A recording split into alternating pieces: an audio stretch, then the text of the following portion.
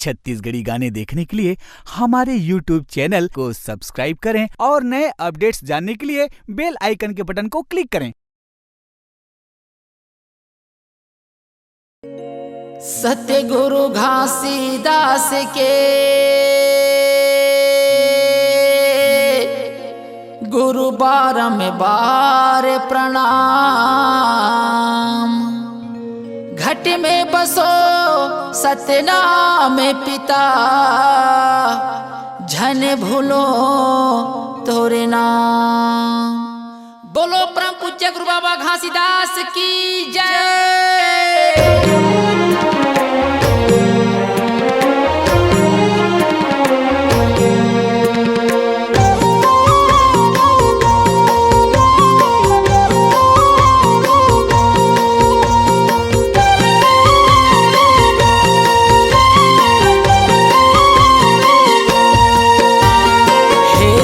नाम गुरु नमो नमः, हे सत्य गुरुदेव नमो नमः। हे सत्य नाम गुरु नमो नमः, हे सत्य गुरुदेव नमो नमः। हे सत्य पुरुष नमो नमः, हे सत्य खोजन नमो नमः। हे सत्य पुरुष नमो नमः, हे सत्य खोजन नमो नमः। 14 पीढ़ी ला तोर बंदा मोर घासी बाबा, आरती पहली तोर गावा हो। 14 पीढ़ी ला तोर बंदा मोर घासी बाबा, आरती पहली तोर गावा हो। आरती गावा सत्य नाम के, आरती गावा जोड़ा खाम के। आरती गावा सत्य नाम के, आरती गावा जोड़ा खाम के। 14 पीढ़ी ला तोर बंदा मोर घासी बाबा, आरती पहली तोर गावा हो। 14 पीढ़ी ला तोर बंदा मोर घासी बाबा, आरती पहली तोर गावा हो।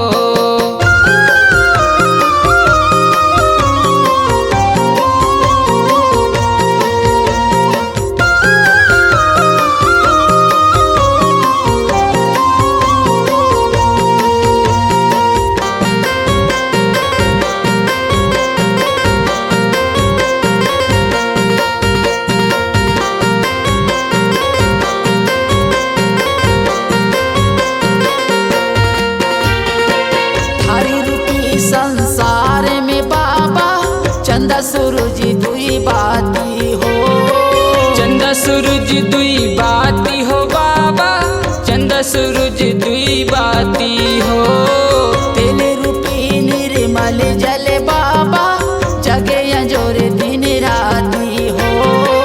जगे अंजोर दिन राती हो बाबा, जगे अंजोर दिन राती हो। आरती गावा तोरे नाम के, आरती गावा गिरव धाम के। आरती गावा तोरे नाम के, आरती गावा गिरव धाम के। 14 पीढ़ी ला तोर बंदा मोर घासी बाबा, आरती पहली तोर गावा हो। 14 पीढ़ी ला तोर बंदा मोर घासी बाबा, आरती पहली तोर गावा हो।